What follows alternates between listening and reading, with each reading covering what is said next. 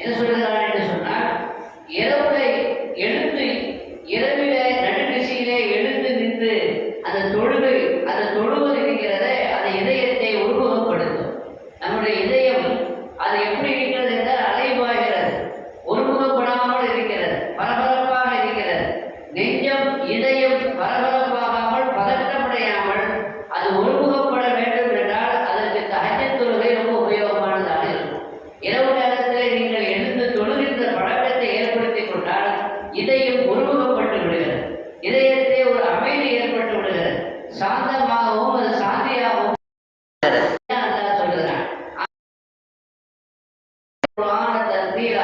நீங்கள் குர்ஆனை ஓதுங்கள், வசனங்கள் நாம் ஓதுகிற வசனங்கள் அது தெளிவாக, அதாவது நாம் ஓதுகிற வசனத்தினுடைய ஹர்ஃப்களை நாம் விளங்கிக் கொள்கிற விதத்தில் ஒவ்வொரு உச்சரிப்பை அது எங்கிருந்து புறப்பட வேண்டுமோ அங்கிருந்து அதை புறப்பட வைத்து அதை தெளிவாக வழங்கிக் கொள்கிற அதை ஓதுங்கள் என்று அந்த தொழுகையிலே குர்ஆனை ஓதுங்கள். ஏன்னா பற்றி நாம் உங்களுக்கு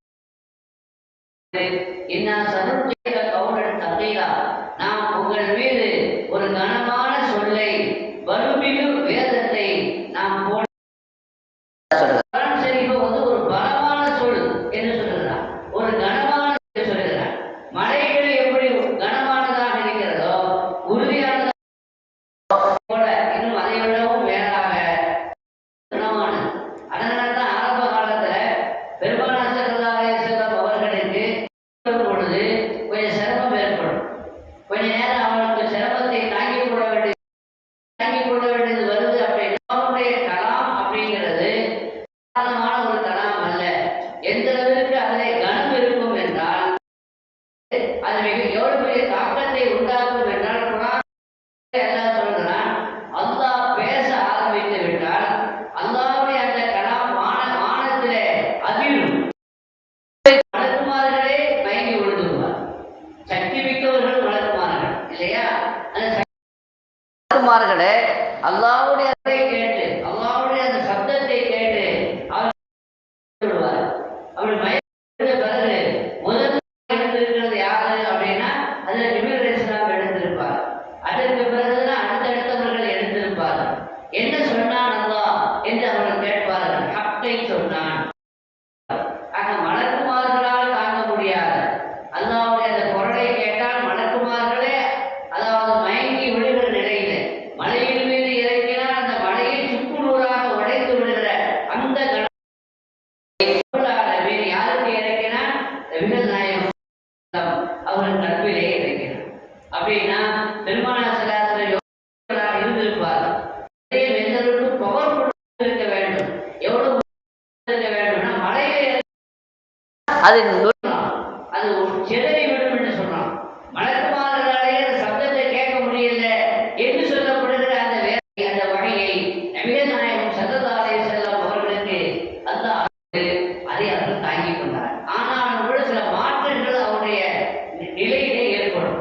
கனமான சொல்லை கொஞ்சம் அவர்களுக்கு அதாவது எந்த நிலையில ஏற்படும்னா கடுமையான குளிர்காலத்துல கடுமையான வெயில் காலத்துல அந்த வண்டி இறங்கிடுச்சின்னு சொன்னா பொதுவாக நமக்கு எப்போ வேர்க்கும் அப்படின்னு சொன்னா எந்த காலத்துல சூடு காலத்துல வேர்க்கும்.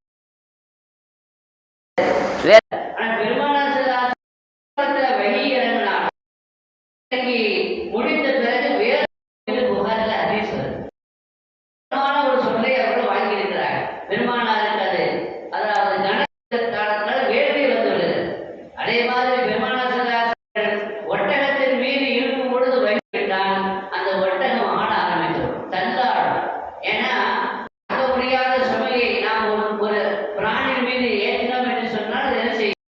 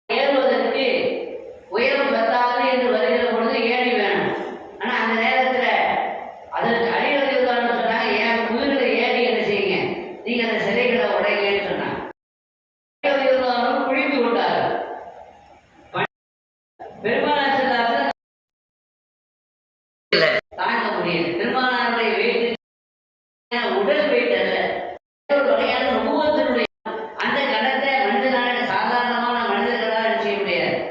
அதற்காக சாதாரணமான மனிதர் அல்ல, வீரமிக்கவர், தீரமிக்கவர், பவர்ஃபுல் மேன்.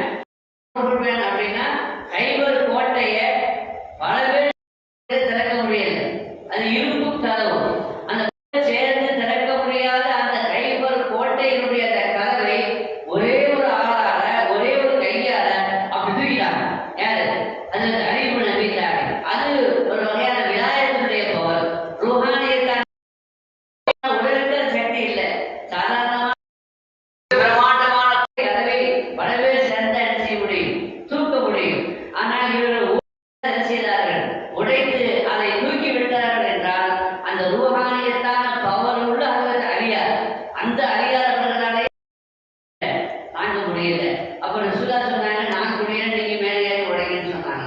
ஏன்னா பெருமானார் ஸல்லல்லாஹு அலைஹி வஸல்லம் அவர்களுடைய உடல் அந்த உடலை விட ரூஹானியத்து மிகைத்திருக்கிற காரணத்தினால், அவர்களுக்கு ரூபத்தினுடைய கணம் இருக்கிற காரணத்தினால் சராசரியாக எல்லோராலையும் விட செய்ய முடியாது. குறிப்பாக வழி வரும் பொழுது அந்த கணமான அந்த சொல்லி பெருமானாருக்கு இறங்கும் பொழுது அந்த கணம் அந்த நேரத்தில் எங்கே அவர்கள் இருக்கிறார்களோ அங்கேயும் அது பிரதிபலிக்கும். ஒட்டகத்தின் மீது இருக்கிறாங்கன்னு சொன்னா நாக்கையே குசுவா என்று ஒட்டகம், அந்த ஒட்டகத்துக்கு என்ன பேரு? நாக்கையே குசுவா. அந்த ஒட்டகத்தை தாங்கக்கூடிய சக்தி மிக்கது. அந்த சக்தி மிக்க அந்த ஒட்டகத்தின் மீது பெருமானார் ஸல்லல்லாஹு அலைஹி வஸல்லம் இருக்கும் பொழுது வழி வந்து விட்டாலே அந்த ஒட்டகம் கொஞ்சம் என்ன செய்யும்? ஆட்டம் போடும், கொஞ்சம் தள்ளாடும் என்று ஹதீஸிலே பாருங்க. ஒரு சஹாபியுடைய இருந்தார்கள், அப்படி படுத்திருக்கிற பொழுது வழி வந்து விட்டால் அந்த சஹாபி சொல்லுகிறார், என்னுடைய தொடை கனத்து விட்டது. ஏன்னா பெருமானாருடைய தலை என்னுடைய தொடையிலே இருக்கிறது. என்னுடைய தொடை கனத்து விட்டது. எந்த அளவுக்கு கனத்து விட்டது என்றால் இதை என் தொடை வெடித்து என்று நான் பயப்படுகிற அளவில் பெருமானாருடைய கனம் கூடியுடைய உடல் கனம் அல்ல, வகையின் கனம். அவ்வளவு வறுமையில் அந்த வேதத்தை பெருமானார் ஸல்லல்லாஹு உள்வாங்கும் பொழுது கொஞ்சம் என்ன ஏற்படும்? கொஞ்சம் சிரமம் ஏற்படும், கொஞ்சம் கஷ்டம் என்ன செய்யும். அதனால தான் என்ன, அந்த குளிர் காலத்தில் வகி இறங்கினாலும் என்ன நல்ல வேர்த்து விடுகிறது. இது பெருமானாருடைய இடையிலே ஏற்படுகிற அந்த விட்டு புகாரி ஷரீஃப் உள்ளிட்ட கிரந்தங்களிலே ஹதீஸ் வந்திருக்கிறது. கனமான சொல்லை, மலைகளை விடவும் மலைகளை தகர்த்து விடக்கூடிய அந்த கனமான சொல்லை பெருமானாருக்கு அல்லாஹ் அருளும் பொழுது அப்ப அவங்க என்ன செய்வாங்க அப்படின்னா, அந்த அப்படி வழி அறிவித்துக் கொண்டிருக்கிறது ஏதாவது ஒரு வசனம், அது ஏதாவது வசனத்தினுடைய ஒரு விடக்கூடாது, மறந்து விடக்கூடாது என்பதற்கான கூடவே சேர்ந்து என்ன செய்வாங்க? ஓதுவாங்க. அவர் சொல்ல சொல்ல, இப்ராஹீம் அலைஹிஸ்ஸலாம் சொல்ல சொல்ல வழி இறங்கி இறங்க எவ்வளவு நேரம் என்ன செய்வாங்க? லிசானக லிதஅஜல பிஹி இன்ன அலைனா ஜம்அஹு வ குர்ஆனா ஃபைதா கரனாஹு ஃபத்தபிஅ குர்ஆனா என்று அல்லாஹ் சொன்னார். நபியே,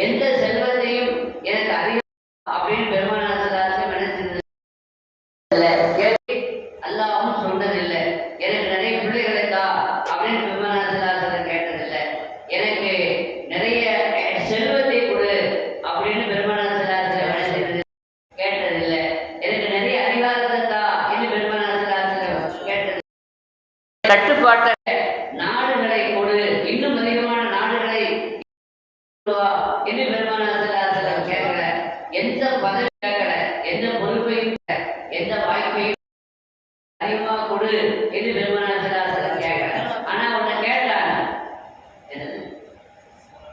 ஆனா ஒரே ஒரு ரசூலுல்லாஹி ஸல்லல்லாஹு அலைஹி வஸல்லம் அதிகமாக தா என்று கேட்டார்கள். எந்த ஞான எந்த பாக்கியத்தை கேட்டார்கள்? இல்மை தான் கேட்டார்கள். இறைவா எனக்கு ஞானத்தை அதிகமாக்குதா என்று கேட்டார்கள் என்றால் அப்ப இந்த கல்வி ஞானம் அது எவ்வளவு பெரிய பாக்கியமானது. ரசூலுல்லாஹ் எதை கேட்டால் ரசூலுல்லாஹ் எனக்கு அதிகமாக வேண்டும் எந்த பெருமானார் ஸல்லல்லாஹு அலைஹி வஸல்லம் எல்லா வகையான ஞானமும் கொடுக்கப்பட்ட பெருமானார் ஸல்லல்லாஹு அலைஹி வஸல்லம் ஊதீது இல்மல் வல் ஆகிரீன்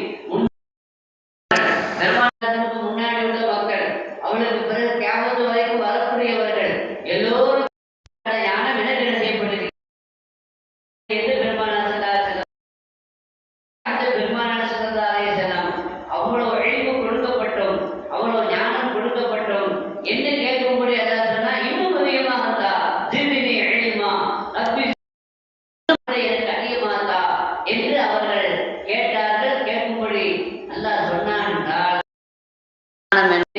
கேட்க கேட்க இன்னும் அதிகமாக கேட்க கேட்க இருக்க வேண்டிய ஒரு ஞானம் கூட போதும் அப்படின்னு நினைச்ச முடியாது. மற்ற எல்லா ஞாபகத்தும் அது ஒரு அளவுக்கு இருந்தால் போதுமானது. ஆனால் கல்வி மட்டும் ஞானம் மட்டும் போதும் என்று சொல்ல முடியாது. எவ்வளவு இருந்தாலும் என்ன செய்யாது போதாது. அது இன்னும் நீங்கள் பெற வேண்டும். தெரிய வேண்டிய விஷயங்கள் அறிய வேண்டிய விஷயங்கள் உங்களுக்கு இன்னும் அதிகமாக இருக்கிறது என்பதை அல்லாஹ் அதன் மூலம் இன்னும் சொல்ல போனா பாக்கி உலகத்துல நிகழ்ந்து அப்படின்னு சொல்லணுமானா அது சொல்வதற்குண்டான தகுதி பெற்ற ஒரே நிகழ்த்து எது மட்டும்தான் இல்மு மட்டும்தான். ஏன்னா குர்ஆன் ஷரீஃப்ல வதுஹா சூரால சொல்றான். என்ன சொல்றான்? வதுஹா வல்லைல் மா வதஅக ரப்புக வமா கலா வலல் ஆகிரத்து கைருன் லக வலசௌஃப யுஅதீக ரப்புக ஃபதர்தா. அது சொல்றான். அலல் சொல்லி அந்த ஞாபகத்தை செலுத்த வேண்டும் என்பதை அல்லாஹ் அடுத்து என்ன செய்கிறான்? முதலாவது ஞாபகம் என்னன்னா அலம் வைதுக்க எத்தீமா. நீங்க எத்தீமாங்க. எத்தீமாக இருந்த எத்தீம்னா தந்தை இல்லை உங்களை அரவணைக்க அப்படி இருந்தீங்க. ஏன்னா பிறக்கிறதுக்கு முன்னாடி யார் இறந்து போயிட்டாங்க? பெருமானார் ஸல்லல்லாஹு அலைஹி வஸல்லம் தந்தை தகப்பனார் இறந்து விட்டார். பிறந்த பிறகு தாயாரும் விட்டார். அப்ப ஆதரவு அரவணைப்பதற்கு யாரும் இல்லாத ஒரு நிலையில் நீங்கள் இருந்தீர்கள். அலம் வைதுக்க எத்தீமா. எத்தீமாக அல்லாஹ் உங்களை பெற்று அவனே அல்லாவே நேரடியாக அவங்களை ஆதரித்தான் அரவணைத்தான். அலம் வைதுக்க எத்தீமன் வயதக வாலம் ஃபஹதா வயதக ஆயிலம் ஃபஅக்னா. ஆனா ஏழையாக இருந்த உங்களை பணக்காரனாக ஆக்கினான். ஆயிலம் ஃபஅக்னா ஏழையாக இருந்த உங்களை வாலம் ஃபஹதா நுபுவத்தினுடைய ஞானம் இல்லாமல் இருந்தது. அந்த நுபுவத்தினுடைய கல்வி ஞானத்தை அல்லாஹ் உங்களுக்கு என்ன செய்யறான்? மூன்று பேர் ஞாபகத்தை அல்லாஹ் சொல்றான். ஒன்று எத்தீமாக இருந்தீங்க என்ன செய்யறான்? ஆதரித்தான் அரவணைத்தான். ஏழையாக இருந்தீர்கள் உங்களை ஆக்கினான். மூணாவது நுபுவத்தினுடைய கல்வி ஞானம் இல்லாமல் இருந்தது. வைபவத்துக்கு முன்னாடி ஞானம் இல்லாமல் இருந்தது. ஆனால் அந்த கல்வி ஞானத்தை அல்லாஹ் உங்களுக்கு அறிவித்து மூணு ஞாபகத்துக்கும் நீங்க செலுத்தணும். எப்படி செலுத்தணும்? எத்தீமாக இருந்த உங்களை அல்லாஹ் அரவணைத்தான். அதனால ஃபஅம்மல் யதீம ஃபலா தக்ஹர் இடத்துல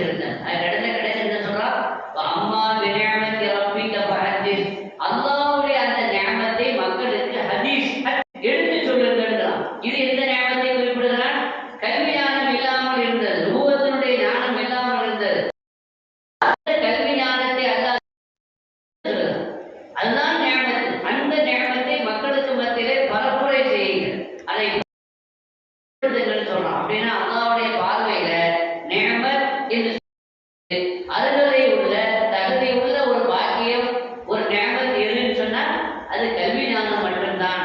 அந்த கல்வி ஞானம் ஜித்னி இல்மா. ஜம்ஸம் குடிச்சா என்ன துஆ கேட்டாலும் என்ன செய்யும்? கபூலா. மாவு ஜம்ஸம் லிமா ஷுரிப. ஜம்ஸம் தண்ணீர் எதற்காக குடிக்கப்படுகிறதோ, எந்த நியத்திற்காக குடிக்கப்படுகிறதோ அது என்ன செய்யும்? ஏற்றுக்கொள்ளும். இவ்வளவு குர்ஆனுடைய ஹிஃப்ஸ் எனக்கு வரணும் குடிச்சீங்கன்னா உங்களுக்கு அந்த ஹிஃப்ஸ் வந்துடும். எனக்கு ஞாபக சக்தி வரணும் அப்படின்னு கொடுத்தா ஞாபக சக்தி வரணும். எனக்கு இல்மு வரணும், அப்படி எதை கேட்டாலும் எனக்கு பிள்ளை வேணும் அப்படின்னு என் நோய் சிபாவாகும் ஆகணும் அப்படின்னு நினைச்சு குடிச்சீங்கன்னா நோய் என்ன செய்யும்? இந்த நிலையில ஜம்ஸம் தண்ணீருக்கு அது குடிக்கும் பொழுது சொல்லித்தரப்பட்டு ஜம்ஸம் தண்ணி குடிக்கும் பொழுது ஒரு துஆ ஓத என்று நமக்கு என்ன செய்யப்பட்டிருக்கிறது? சொல்லித்தரப்பட்டு அந்த துஆவுல எதை கேட்டாலும் என்ன செய்யும்? கிடைக்கும். எதை கேட்டாலும் கிடைக்கக்கூடிய அந்த சந்தர்ப்பத்துல அப்படின்னா முக்கியமா எதை கேட்கப்பட்டு சொல்லப்பட்டிருக்கு? 3 விஷயம் சொல்லப்பட்டிருக்கு. அதுல ஒண்ணு இல்மு, கல்வி கேட்கும்படி சொல்லப்பட்டு. இரண்டாவது நோய்க்கு ஷிஃபாவை கொடு. அல்லாஹும்ம இன்னி அஸ்அலுக இல்மன் நாஃபிஅன், உணவை கொடு. எல்லா உணவையும் அதுல முதலாவதாக கேட்கப்பட்டது சொல்லும்படி இதுவா செய்ய வேண்டும் என்று நமக்கு சொல்லப்பட்டிருக்கிறது என்னது? இல்மை தான். இல்மு என்று சொன்னால் பயனுள்ள கல்வியாக இருக்க வேண்டும். நாம எந்த கல்வியை படிக்கிறோமோ அந்த மற்றவர்களுக்கும் அது பிரயோஜனமானதாக அல்லாஹ்வுடைய கிடைப்பதற்கு, அதாவது இன்னும் கிடைக்க வேண்டும் இன்னும் கிடைக்க வேண்டும் என்று கேட்க வேண்டும் என்று சொல்லப்பட்ட ஒரு நிஅமத். அல்லாஹ்வாலேயே நீ கேளுங்க இன்னும் கேளுங்க என்று சொல்லப்பட்ட ஒரு நிஅமத். அது எது மட்டும்தான்? இல்மு மட்டும்தான். ஒவ்வொரு ரப்பி ஜித்னி இல்மா. எனவே வழி வரும் பொழுது வேதம் வசனங்கள் நீங்கள் உங்களுக்கு வருகிற பொழுது காது தாழ்த்தி மௌனமாக இருந்து அமைதியாக அதை என்ன செய்யுங்கள்? கேட்டுக்கொண்டிருங்கள். பதிய வைத்து உங்கள் நினைவிலே நின்று அது பதிந்து விடுவது அதுவெல்லாம் நம்முடைய அந்த வசனத்திலே அல்லாஹ் குறிப்பிட்டதை போலத்தான் இங்கு அல்லாஹ் சொல்கிறான். ரப்புல் ஆலமீன் அத்தகைய கல்வி ஞானத்தை நம் அனைவருக்கும் தருவானாக. ரப்பி ஜித்னி பிஹக்கி சய்யிதினா முஹம்மத் வ ஆலினா முஹம்மத் ஸல்லல்லாஹு அலைஹி வஸல்லம் வ ஆகிரு தஅவானா அல்ஹம்துலில்லாஹி ரப்பில் ஆலமீன். அல்லாஹும்ம ஸல்லி அலா சய்யிதினா முஹம்மத் வ அலா ஆலி சய்யிதினா முஹம்மத் வ பாரிக் வ ஸல்லிம் அலைஹி. ரப்பி ஷ்ரஹ் லி சத்ரி வ யஸ்ஸிர் லி அம்ரி வஹ்லுல் உக்ததம்